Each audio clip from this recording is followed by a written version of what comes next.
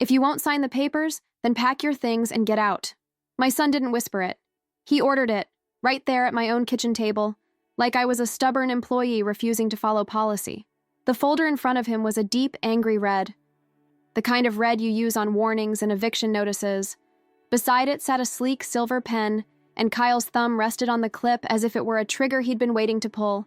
Across from him, my daughter-in-law Tessa held a smile that never reached her eyes. She'd arranged her face into something soft, concerned, almost tender, while her knee bounced under the table like a metronome counting down my options. And next to her sat a man I'd never seen before, wearing a tan blazer and holding a tablet like he was about to evaluate a used car. "Mrs. Vega," he said, voice trained to sound gentle. "This is just a capacity review, a formality. We'll ask a few questions, document your consent, and then everyone can breathe. Capacity." That word landed like a slap, because in my world, 28 years on a 911 headset, words were never just words. Words were labels, and labels were weapons. Kyle slid the red folder closer. "Mom, don't make this hard. It's for your safety. You've been forgetting things." I stared at the pen. My hands were steady, but my stomach wasn't. I understood what that folder could do. If I signed, I didn't just lose control. I could lose my home, my money, my phone, my freedom. I could wake up in some assisted living community and be told it was my own decision, while my house was listed online and my mailbox stopped being mine. Tessa tilted her head, sweet as poison. "We picked a really nice place. They have crafts, bingo, nurses. You won't have to worry about anything." I looked up at my son, the boy I once carried through a dust storm when his school bus stalled on the highway outside Arroyo Mesa. The boy who used to beg me to stay up late on the 4th of July because he was scared of fireworks. Now he wouldn't meet my eyes. "Sign," he said, tapping the folder. "Or go." The man in the tan blazer opened a note on his tablet. "We'll just confirm a few things. Name, date, orientation, awareness. Then we proceed." Proceed. Like I was cargo. I breathed in slowly and did the last thing they expected. I smiled. "All right," I said softly. "I'll pack." Kyle blinked like he hadn't planned for cooperation. Tessa's smile tightened, just for a second, like she'd tasted something bitter. I stood, pushed my chair in neatly, and walked toward the hallway, forcing my legs to move like this was an ordinary Sunday. Upstairs, in the small guest room they'd given me, more storage than bedroom, I reached behind my suitcase and pulled out my old phone charger. Only it wasn't just a charger. It was my excuse. A reason to close a door. A reason to breathe. Because under that charger, taped inside the lining of my suitcase, was a slim card with a phone number I'd sworn I'd never need again. I'd been holding on to it the way people hold on to fire extinguishers, hoping it collects dust forever. I sat on the edge of the bed and let the house settle around me. I could hear Kyle's voice downstairs, muted and impatient. I could hear Tessa's laugh, the light, artificial laugh she used when she wanted someone to believe she was only trying to help. I looked at the card again, and I remembered the last time I made a call like this, years ago, when I worked dispatch and learned how quickly family can become a weapon when money gets involved. That was the moment I realized this wasn't about my safety. It was about my silence. I plugged the charger into the wall, slow, steady, performing obedience. Then I picked up my phone, stepped into the closet, and dialed. When the line connected, I didn't say, "Help." I didn't say, "I'm scared." I said the only words that mattered, the words that would start a clock. "I need a welfare check for an at-risk adult," I whispered, "and they're trying to force me to sign property documents. Today." There was a pause. Then a voice, calm, clipped, unmistakably trained. "Mrs. Vega," she said. "This is Detective Mina Sato. Stay on the line. Do not confront them. Do not sign anything.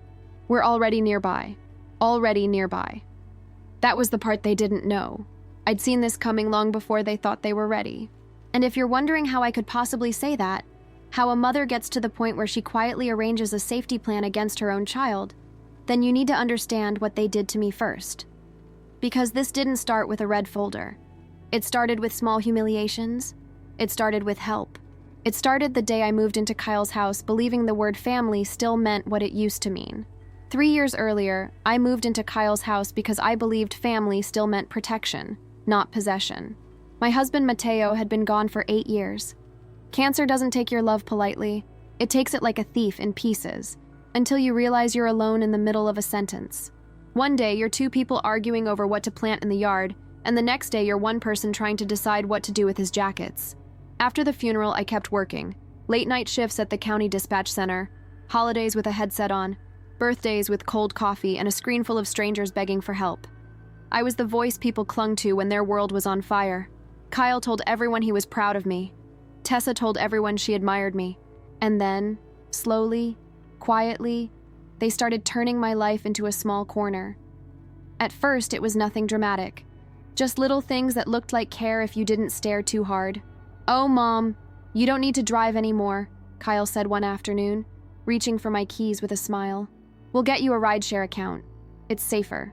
He said it like he was rescuing me from danger, but he didn't give the keys back.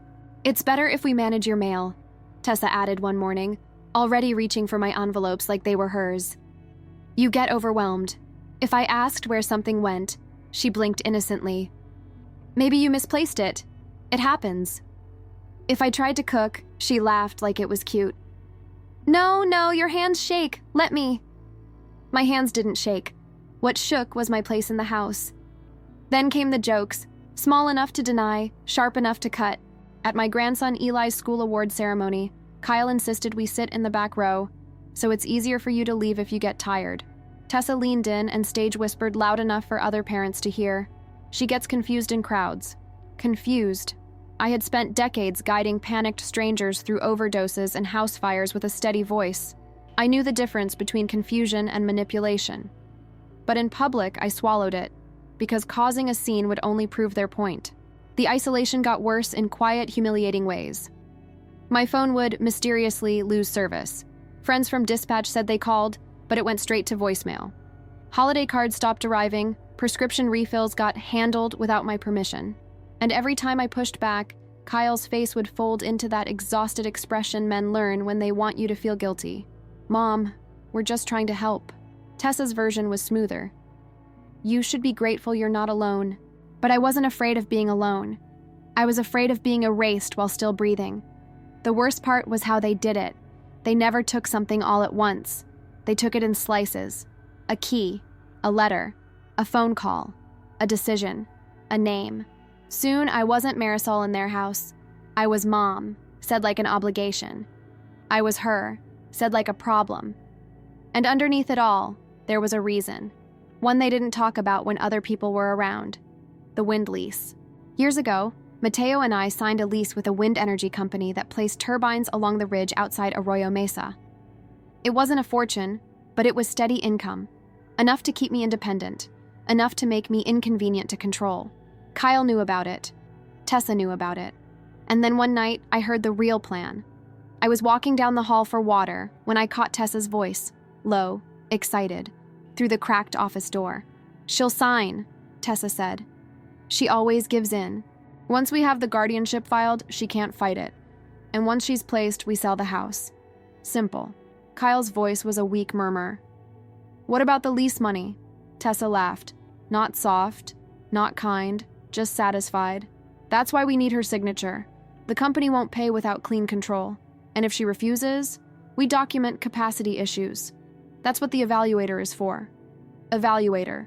So it wasn't just about a roof. It was about my income, my independence, the thing that made me hard to trap. My hand tightened around the glass so hard I thought it might shatter. I walked back to my room silently and sat on the edge of the bed until sunrise, listening to the house breathe around me like it owned me. Because the truth was this. Kyle wasn't a monster. He was worse. He was a man willing to become one, as long as someone else wrote the script. And I only understood how dangerous that was when a new letter appeared in my mailbox, one I hadn't requested, stamped with the county seal. Not an idea, not a maybe, a notice, a petition, a legal door opening for them and closing for me. I didn't fully grasp what it meant until I read one word on the page that made my stomach drop like a stone. Incapable. The letter was stamped with the county seal. Notice of petition, guardianship review. My heart didn't race like fear. It dropped like weight. Tessa hadn't been talking about it. She'd already started. Not someday. Not if I got worse. Now. That morning, I didn't cry. I didn't confront them. I didn't beg my son to remember who he used to be. I did something I learned on the job. I built a timeline. On a yellow legal pad, I wrote down every forgotten item, every missing piece of mail, every time my phone went dead, every time Kyle spoke for me in front of others, every appointment they scheduled without asking, every moment Tessa used her sweet voice to plant a doubt in someone else's mind. Then I added a second column, witnesses, dates, receipts, because manipulation hates records. I knew I needed help, real help, not family help. So I walked 2 doors down to see Rosa Lujan, the neighbor Kyle always called that chatty lady. Rosa wasn't chatty. Rosa was retired probate paralegal. She opened the door, took one look at my face, and stepped aside without a single question. "Kitchen," she said. I handed her the notice. Rosa read it once, then again, slower, like she was tasting the lies between the lines. Her mouth flattened. "They're trying to build incapacity." I swallowed. "Can they do it?" "They can try," she said, "but you're not alone unless you choose to be."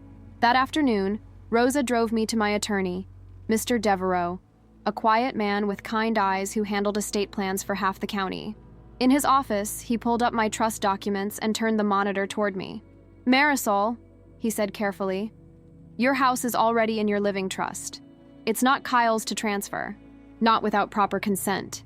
Relief hit me so fast I almost laughed. But then he added, "If they convince a judge you're incapacitated, the court can appoint a guardian to act for you. A guardian can sign what you refuse." Rosa leaned forward. "So we prevent the story from forming." "Exactly. We didn't just need to argue later. We needed to stop them before the ink existed." Devereaux asked one question that changed everything. "Have you had a recent independent medical evaluation?" I blinked. "No." "Then we get one," he said. "Immediately. If they're going to claim capacity issues, we don't wait for their narrative. We document yours." Within 24 hours, I sat in a quiet office across from Dr. Hahn, an independent geriatric specialist, answering questions, completing memory assessments, walking through my medical history. It wasn't humiliating. It was empowering. When Dr. Hahn finished, she looked me in the eyes. "Mrs. Vega," she said, "you are oriented, coherent, and capable. I'm documenting that today. A paper shield, a factual shield, the kind that matters in court." Then we built the safety plan. Rosa helped me install a small camera in the kitchen, hidden behind a cookbook stand angled toward the table. I carried a voice recorder in my cardigan pocket, legal in our state because one-party consent applied. Devereaux prepared an emergency filing, a motion challenging the guardianship petition, plus a request for a temporary protective order if they escalated. And Rosa called a name that made Kyle's confidence suddenly feel very fragile. Detective Mina Sato, Elder Exploitation Unit. When Detective Sato met me, she didn't bring sympathy. She brought clarity. "Marisol," she said, "coercion looks like care. That's why it works. It uses your decency against you." She slid a card across the table. "If they try to force signatures, you call. If you can't speak safely, you say this phrase: 'I need a welfare check for an at-risk adult.'" I memorized it like a prayer. Then she added the detail that made my skin go cold. "We're staging nearby," she said. "If you say the phrase, we enter immediately. And because paperwork fraud often comes with flight risk, people grab documents and run, we'll have sheriff support as well." I stared at her. "Sheriff support?" She nodded. "A unit in the neighborhood. Overwatch. Fast response." I didn't ask what that meant. I didn't want to picture it. 2 days later, Tessa announced sweetly that someone was coming over to help simplify paperwork. And Kyle told me, voice tight with rehearsed patience, that we'd be doing this today. I watched him set the red folder on the table like a coffin lid. I watched the silver pen gleam under the kitchen light. And I made sure every camera, every recorder, and every legal step was already in place before I walked into my own kitchen and sat down. Because this time, I wasn't the one being evaluated. They were. And the moment Kyle slid that pen toward me, I knew exactly what I had to do next. Not argue, not beg, not cry, just let them talk. And let the evidence breathe.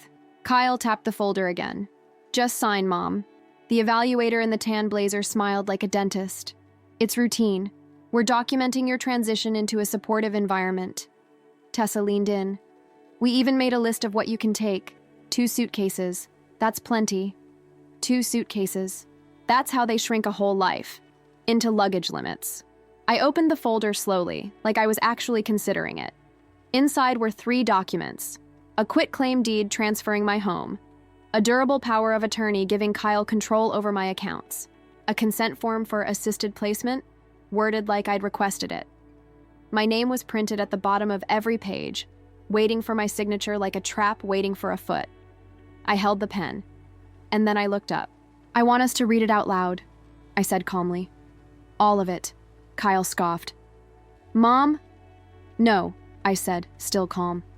Read it, out loud. If it's for my safety, there shouldn't be a problem. The evaluator hesitated. Tessa's eyes flicked toward the window. Kyle's jaw tightened. I forced a gentle smile. I'm old, right? I need things explained. The evaluator cleared his throat and began. The words were worse out loud. Transfer all right. Title and interest. Kyle shifted in his chair. Grant full authority over banking instruments. Tessa's nails tapped the table faster. Consent to placement, waive objection. That one made my stomach flip. Because there it was, the part where I agreed not to fight later. I set the pen down. Then I reached for my water glass. The one placed exactly where the camera could see my hand, where the recorder could catch every breath. I lifted my eyes to Kyle. So if I sign, I'm not allowed to say no later. Kyle's face reddened. Mom, stop making this dramatic. Tessa's voice cracked for the first time. Just sign. We have an appointment slot. If you miss it, the waitlist resets. A countdown. A manufactured emergency. That's how coercion breathes, in deadlines. I picked up the pen again. I let my hand look slightly unsteady. Kyle leaned forward, hungry, focused on the moment my ink would become his power. And that's when I said the phrase Detective Sato taught me. I need a welfare check for an at-risk adult. Kyle blinked. What? Tessa's smile froze like a mask caught mid-slip. The evaluator's eyes darted to Tessa, then to Kyle, then back to his tablet as if he suddenly wanted to be anywhere else. I stood slowly, phone in my hand now, and walked toward the hallway like I was going to fetch something. Behind me, Kyle hissed, Mom, don't... And then the sound came. A low, growing thunder, deep enough to vibrate the window glass. At first, Kyle didn't understand it. Then, a shadow slid across the kitchen ceiling. The evaluator's face went pale. Tessa rushed to the window. Outside, a sheriff's helicopter hovered above the neighborhood, high enough to be safe, low enough to be heard, circling once, then holding position like it had locked onto the house. A spotlight swept the rooftops, and then, right over Kyle's yard, it stopped. That's when I understood what Detective Sato meant by Overwatch. Not for drama, for speed, for deterrence, for proof. The front door shook with a hard knock. Sheriff's office! Kyle's face drained of color so fast it looked like someone unplugged him. Tessa backed away from the table, hands raised like she'd been caught stealing, because she had. The evaluator stammered. I'm just here to... The knock came again, louder. Open the door now. I didn't run. I didn't panic.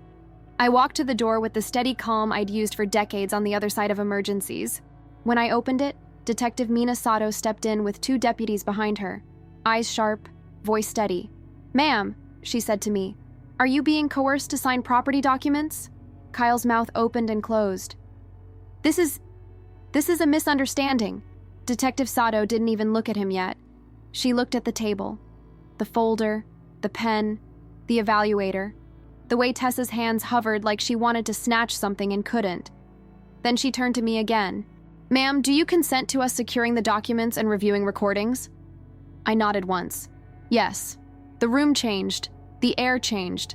Because family drama doesn't matter when law enforcement sees a deed and a coercion script in real time. A deputy stepped forward and placed his hand on the red folder before Kyle could reach it. Don't, the deputy said. Kyle froze. Tessa tried to recover her smile. Officer, we were only... Detective Sato lifted a hand. Stop. I'll ask the questions. Her gaze finally landed on the evaluator. Name? He swallowed. Paul Calder. And who hired you, Mr. Calder? She asked, voice calm as glass. His eyes flicked to Tessa. That tiny movement said everything. Kyle's shoulders sagged like his body understood before his mind did. He wasn't holding a pen anymore. He was holding the edge of a cliff. And the next step, whether he fell or climbed back, would be decided by evidence, not excuses. The helicopter left within minutes, but the damage it did to their confidence stayed in the room like smoke.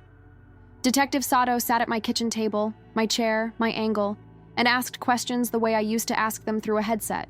Clear, calm, impossible to dodge. Who drafted these documents? Why is there a guardianship petition in progress? Why was an evaluator present without the subject's attorney? Why was there a placement consent form prepared before any court hearing? Kyle tried the same script. We're worried about her. She forgets things. It's for her safety. Detective Sato didn't argue. She simply asked for time. Then she played the audio.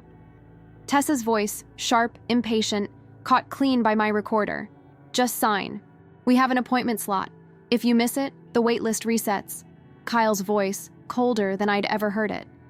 Sign or go. No one argued after that. Within 48 hours, Mr. Devereaux filed an emergency motion to halt the guardianship petition and secured a temporary protective order while the court reviewed evidence. He also filed a notice attaching Dr. Hahn's independent capacity assessment. A judge didn't have to guess who I was. It was documented. Detective Sato's unit opened an investigation into attempted elder exploitation, coercion, and fraud. And Mr. Calder, the evaluator in the tan blazer, suddenly couldn't remember who hired him. Funny how memory works when consequences show up. But Rosa had taught me something about people who rely on control. They always leave a trail, because they think they'll never be forced to look back. Tessa lost her confidence first. She stopped calling me Mom and started calling me Marisol again, like distance could protect her. Kyle tried a new angle. Heartbreak. He showed up at my door 2 nights later, alone, eyes red, voice small. Mom, please, I didn't mean it. She pushed me. I didn't step aside. I didn't invite him in. I didn't yell. I just held the line.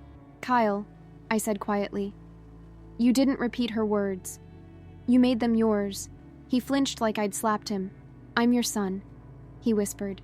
And I'm your mother, I answered. Which makes what you did worse, not better. He started crying the way grown men cry when their control is gone. Silent, embarrassed, angry at their own tears. I was scared, he said.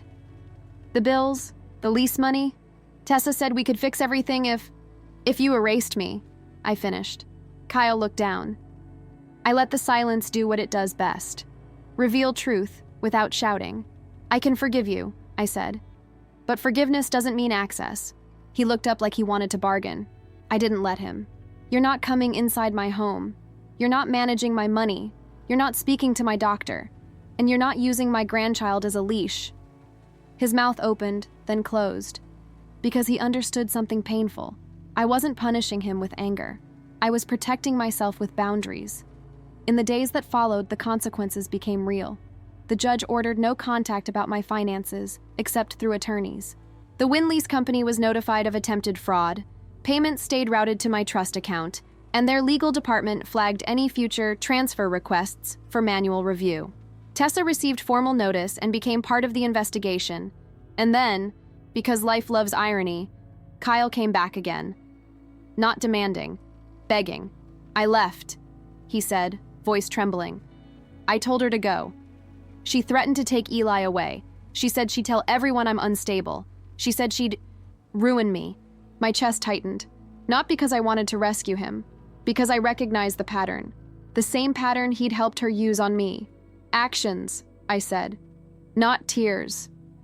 He nodded like he finally understood the language I'd been speaking for 3 years. I'll do whatever you say. I believed him the way you believe a stranger on a 911 call. Not by tone, but by what happens next. And next was the court hearing. The one where Tessa planned to show up in her good mother costume, soft sweater, careful hair, practiced tremble in her voice, and convince a judge that she was the only responsible adult in the room. She didn't know Rosa and Detective Sato had done what I used to do in dispatch. They followed the trail backward. And they found the one piece of evidence that didn't care about her smile. Because you can argue feelings. You can't argue timestamps. Courtrooms don't care about family roles. They care about records. That's what Tessa never understood. The morning of the hearing, she walked in looking like patience personified.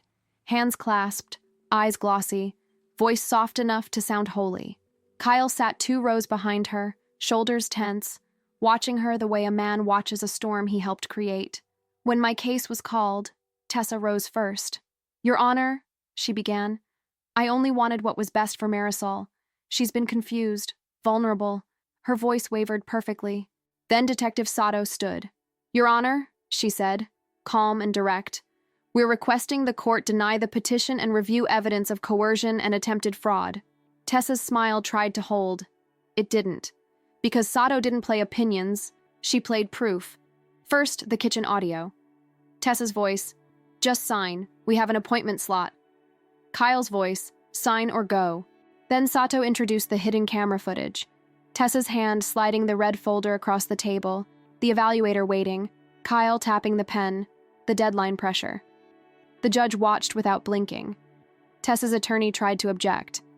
The judge raised a hand. "I'll allow it." And then came the smoking gun. The piece Rosa found when she followed the trail. A payment record. Not speculation. Not, he said, she said. An invoice emailed from Mr. Calder's professional account to Tessa's email address. Subject line, capacity review, Vega residence. Attached, an agreement with her electronic signature. Below that, a receipt showing Tessa paid him a deposit through a payment app the night before he just happened to show up. Detective Sato didn't even need to raise her voice when she spoke next. "Mr. Calder claimed he could not recall who hired him," she said. "This invoice and receipt indicate otherwise." The judge's face changed. Not dramatic, not angry. Worse, disappointed. The kind of expression that means the court is done entertaining your performance. "Tessa Hart," the judge said, voice flat. "This petition appears to be pursued in bad faith and accompanied by coercive behavior. I'm denying the guardianship request. I'm also issuing a protective order and referring this matter to the appropriate investigative authorities." Tessa's mouth opened. Nothing came out, because her mask didn't work in a courtroom.